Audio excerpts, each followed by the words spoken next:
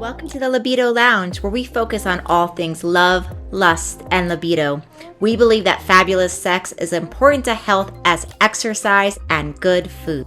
Hey everybody, welcome back to the lounge. We're talking today about empathy in intimacy. And empathy in intimacy is so important, especially for us women. This very, very common thing can happen where we are not feeling like we're heard or understood, or something is left open, right? There's that thing maybe that you did not talk about because you wanted to push it on the under the rug because it's like, well, it's not a big deal. Maybe I'm overreacting. These things we tell ourselves, and then sometimes these things fester, and because they're not addressed, and because we haven't had resolution and empathy and understanding and validation and all the things, sometimes it's so easy to sink then into that loss of libido. I really look at libido as a flag, a marker for a lot of different things in health as well as in relationships. So if libido's low, from a physical standpoint, that can tell us about things like problems with our vasculature, problems with our neurological system, problems with our hormones, problems with various nutrients, right? Problems with sometimes our thyroid, our adrenal glands, all these different parts of the body, all these different organs and glands can really be related to low libido. Then, of course, we have the emotional side, and that can be stress, that can be overwhelm, that can be depression, that can be anxiety, that can be on antidepressant, medication or other medication. And then we have the interpersonal, and the interpersonal is really related to our relationship with ourselves as well as our relationship to our partner. So this could be, we could have problems with libido due to low confidence or due to body image where we don't feel comfortable, we don't feel sexy naked. So if we don't feel sexy naked, it's a lot harder to get ready for sexy time, to take off your clothes and be naked if you don't feel like you like the way you look, right? And then, of course, there's all those interpersonal and relational, how you communicate with your partner. Do you feel loved? Do you feel understood? Do you feel safe? Do you feel respected? Do you feel that you can go to your partner in a time of crisis and feel like your needs are being met, right? Are they dependable? Are they reliable? Are they trustworthy? All these various things, right? So the interrelational is some of what we're going to focus on today. And the interrelational is a little bit tricky. So there's many types of times where the interrelational really needs to be sorted out with a counselor. But there is a lot that can be done by having a better understanding of how men and females work. And, this work has been around for a long time. We have, Mars, women are from Mars, men are from Mars, women are from Venus, right? So we have books like that. We have a lot of books throughout the years that have really tried to explain these differences.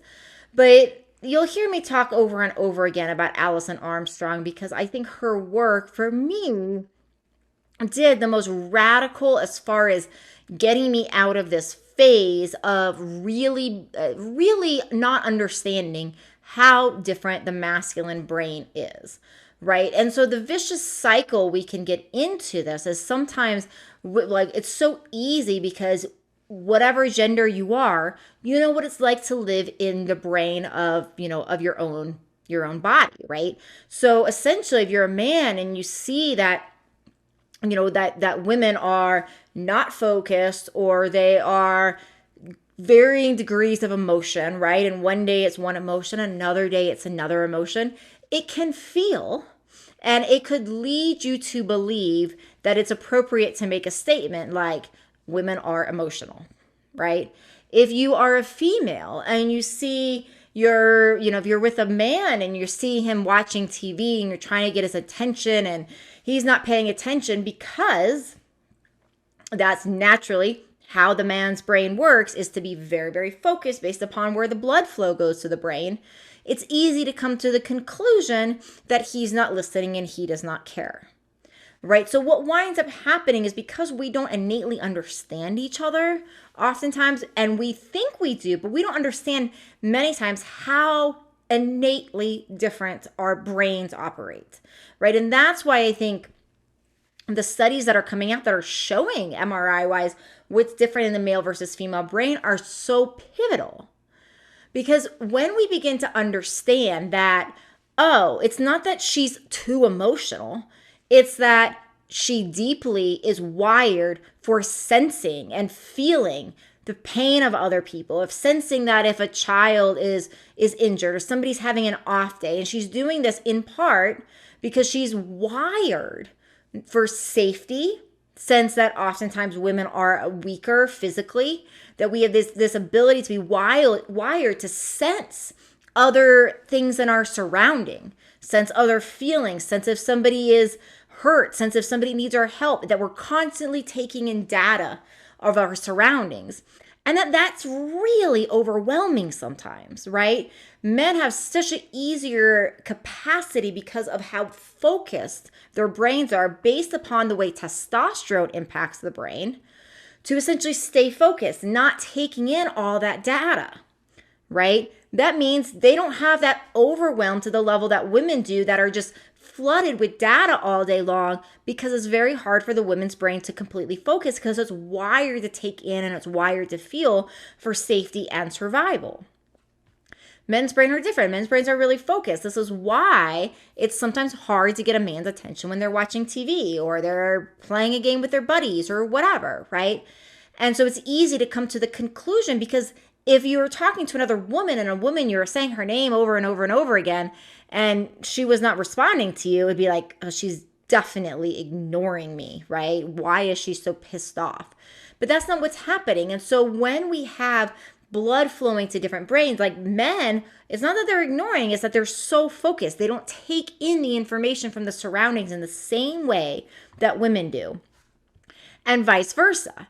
So I think it's really important in learning and beginning to learn about this information, because what it does is it allows us to be more empathetic to the other person. It allows us to understand more. It allows us to say, oh, this is actually not this person out to get me, right? I think it's a really useful thing to assume that our partner has our best interests in mind.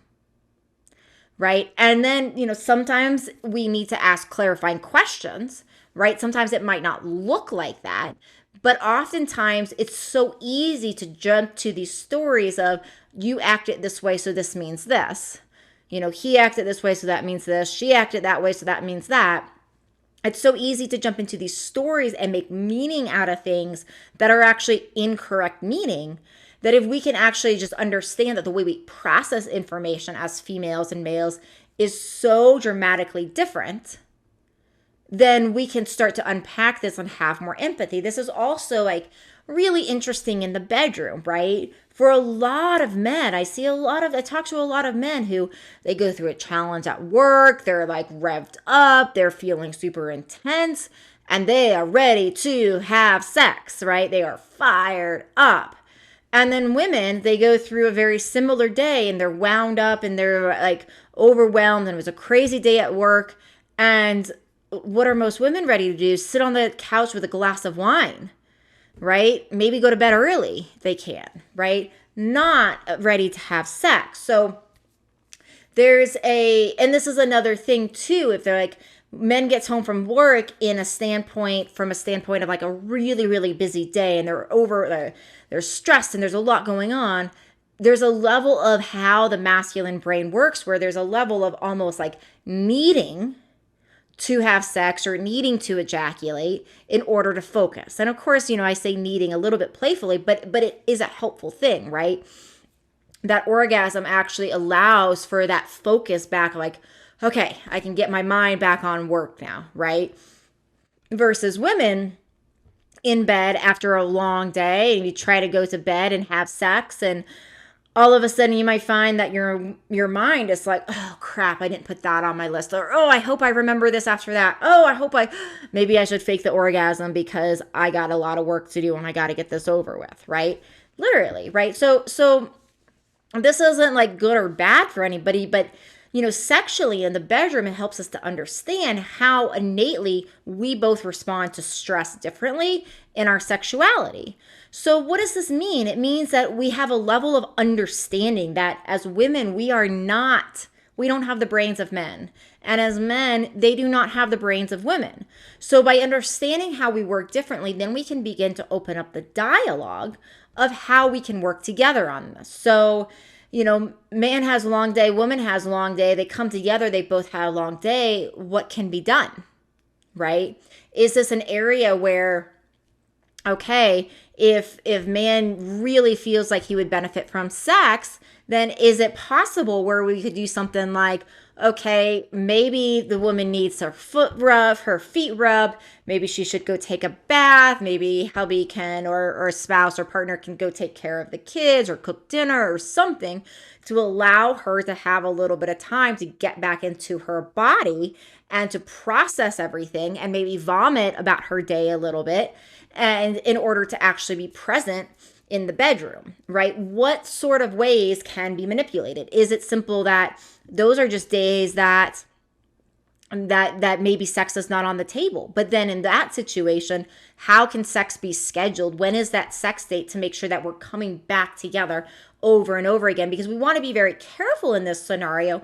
Without a plan, it's kind of like just saying like, oh, I'm going to start a workout routine. Well, what we see in the research on habits and habits that stick and work by like James Clear, who wrote Atomic Habits, what we see in this type of study on habit change is that part of how we develop new habits that stick is by making a specific plan. So we're going to exercise. It's way less likely to actually happen if we say, yeah, I'm going to start a new exercise routine, versus if I say, I'm going to be at the gym at 7 o'clock every morning because there's this cardio weightlifting class that I want to take, right? Then we know when we have to leave for the gym. We know we have to set our alarm. We have a specific plan with a specific goal. So the same thing is with sex. It's so easy once we get into these states of overwhelm, and because of how different men and women work, it'd be so easy to just say, okay, well, I don't want to do this when I'm overwhelmed, so we'll come back to this another time. What happens when we're overwhelmed tomorrow and the next day and the next day and the next day? Eventually, all of a sudden, we're having sex once a month, once a quarter, once a year, maybe even never. And this is why I think libido is such a great barometer for things. It's not just like some people say great barometer for relationship. And sometimes that is true. I've seen that many times be true. Sometimes it's not. But it's also a barometer for measuring things like, how are you handling stress, right? Are you making time for that calming work in your life? Are you doing a good job of staying balanced with stress? Because what will happen is if we go through a stressful period and we build in recovery time where we get out of the stressful mode, where we relax, we have some sort of self-care, what typically happens is once we do that, if stress has suppressed the libido, then all of a sudden it's like, oh, I'm ready for sexy time. This is, I think, one of the reasons why so many people I know will call vacations sexcations, right? Because it's like you get away from everything and it's just like there's nothing to worry about. And then all of a sudden the libido turns back on. Why is that? Now you're in a place where there's no stress and you have this time set apart where you don't have to manage, you don't have to think about this thing, and you can be completely present in pleasure and in the sensations of the body, right? Amazing. So we need to think about that in terms of preventative. I'm very, very interested always in preventative wellness, whether that is preventing anything from diabetes to insomnia to bad menopause cycles, any of these types of things. Prevention is extremely important. And the same thing goes with our libido, our sex life, and our relationships, right? We want to get ahead of this. We want to say, okay, it's, we're all humans. We all have stressful days. We all have days where we're overwhelmed. There's days where I don't feel like having sex because of the day I had, right? But what we're trying to do is remember that these things that are small, a small choice of saying like, I'm not going to have sex because I'm overwhelmed, no problem. That is no problem. The plan though is like, how do we work in getting out of overwhelm, connecting back to our partner so that the problem is like a no big deal problem and it doesn't go on for days and weeks and months and years and all of a sudden creates a bigger problem. So I hope this has been helpful for you guys. I always love talking about this stuff. It's been a really lovely episode. Please don't keep me a secret and share me with your friends, and I will see you in another episode. Just a reminder to stay classy, stay sexy, and stay a little badassy. Thank you for listening to the Libido Lounge. Please don't keep me a secret. Please share this with your friends. You can find me on YouTube, on Instagram, as well as how to work with me at mylibidodoc.com.